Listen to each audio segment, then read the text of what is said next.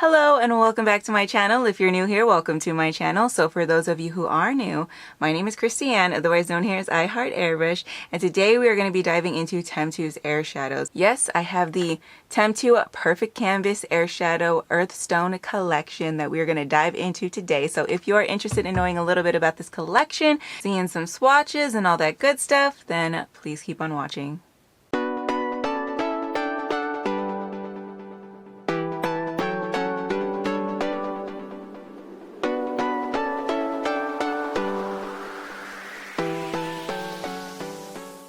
All right, the long-awaited Temptu Airshadow video. Yes, I started this channel off doing how-tos and doing airbrush eyeshadow looks. Yes, I have been doing airbrush eyeshadow looks since I started diving into airbrush makeup. So it was a wonder why I didn't dive into this collection sooner.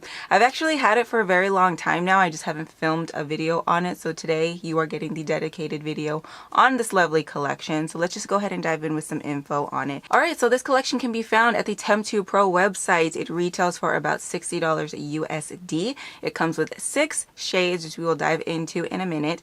But let's just go ahead and see some of the information that Temptu has on their website about this lovely collection, shall we? So it says on their site that this is a collection of 6 long-lasting, quick-setting airbrush eyeshadows in a neutral earth tone palette that will flatter any eyes, okay? Its lightweight, creamy formula dries down to a semi-matte finish that blends instantly and is easily layered to create a multitude of looks.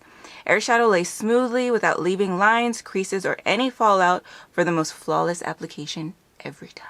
All right, so now that we read that lovely piece of info from the Temptu website, I'm going to go ahead and dive in to the swatches. That'll lay out all of the shades and all of that good stuff. So without wasting any more time, without further ado, let's just go ahead and dive into the swatches. All right, so as I do in all my swatch videos, I went ahead and laid down a block of white here using SB White, just to make sure you can go ahead and see the true tone of each shade. So I'm going to start off by swatching the first shade, which is Citrine. That's this lovely yellow toned shade here. And then I'm going to go in and swatch Sandstone. Beautiful, more pinky undertone. Then I'm going to go in and swatch Pebble. And it's a nice brown shade, almost nutmeggy. And then I'm going to go in and swatch Heatherstone. And this one is a nice, more cocoa brown kind of shade. And then I'm going to go ahead and swatch Tiger's Eye. And that one is a little bit more of a warmer brown shade. And then the last shade I'm going to swatch is Graphite. This is the darkest shade in the collection. Now I did go ahead and leave the actual swatching portion of this shade in just because I felt like it was worthwhile to go ahead and see. I will go ahead and explain a little bit of why I left it in later on in the video, but for now just go ahead and watch the swatch come to life.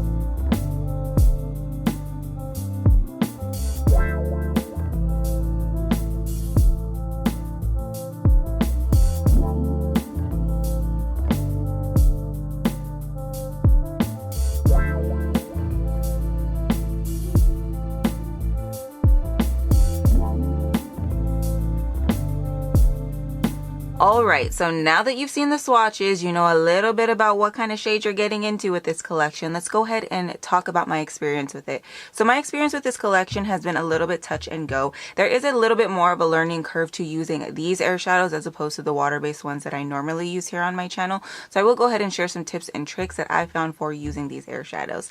Tip number 1. Spray really lightly, okay? Silicone base does not set as fast as water base, even though these do set down. If you layer up too much, you will get creasing. You will disrupt the whole setting process for this makeup. So make sure that you are building in thin, light layers. Build as you go, okay? Trust me, it'll save you in the end, okay?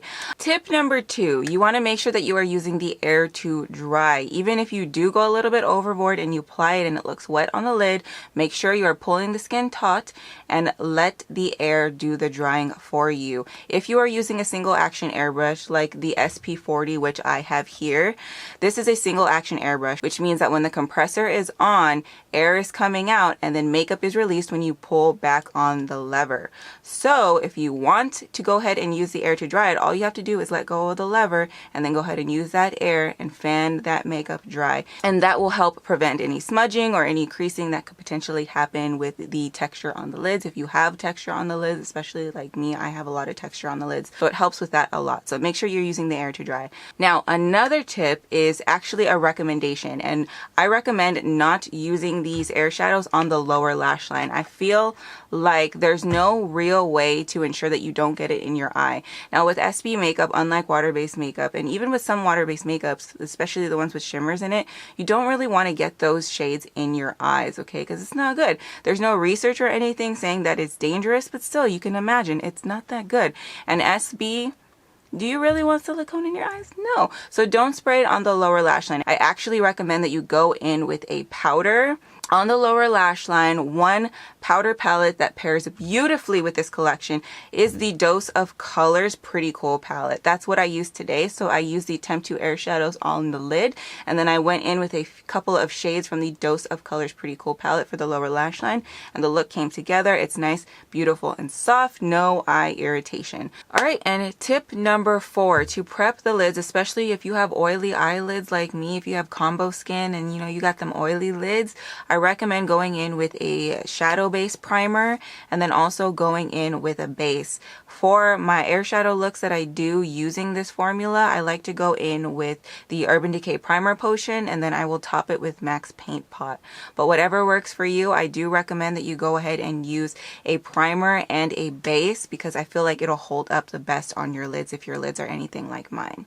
So that being said, that's about it for my tips. This collection is pretty easy to work with. It's definitely not what I initially thought it was going to be. I've had an easier time working with the air shadows that are in the bottle as opposed to the pods, but you can definitely go ahead and try depending on what you're most comfortable with. Me personally, I am more comfortable with the standard airbrush. This is my baby. I'm more comfortable with this one, so of course I had an easier time working with the bottle formula and the standard airbrush, but the choice is yours. Okay, and before we wrap this video out, I want to touch on one more thing, a little tidbit that you saw in the swatch video. I know you guys noticed that I did go ahead and leave in the spraying section of the shade Graphite, and the reason why I left that in is because out of all of the shades, I found that one a little bit more temperamental than the rest. Not saying that it's super hard to work with, but it definitely didn't perform with as much ease as the other shades in this collection. So that one had to be applied very lightly, and then it also took time to go ahead and build up that pigmentation. It's actually the shade that I have all over the lid today, and this shade does work beautifully, and you can get a beautiful end result, but you do have to kind of work with it a little bit. So you want to build it in nice light layers. It starts off very sheer, but is definitely buildable to that shade and that depth that you see in the bottle. So you definitely want to take your time with this shade if you are using it, which is perfect because this is the darkest shade in the collection, and usually with darker shades, especially if you're new to eyeshadow, it's always recommended that you go ahead and take your time and build nice and slow.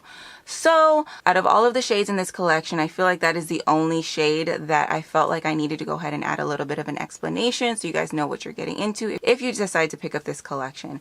Alright, so that about wraps it out for this video. I hope you found this video helpful and informative. If you did, please give it a big thumbs up. It helps me out a ton. Sharing this video also helps me out, so if you have the platform for it, please share this video. It would help me out so much. And as always, make sure that you subscribe to my channel if you're not already subscribed. And if you are subscribed, or if you choose to subscribe today, don't forget to hit that little bell icon right next to the subscribe button and turn on your notifications. That way you'll get more videos from me popping up in your feed. Alright loves, thank you so much again for watching, and I hope to see you all in my next one. Bye!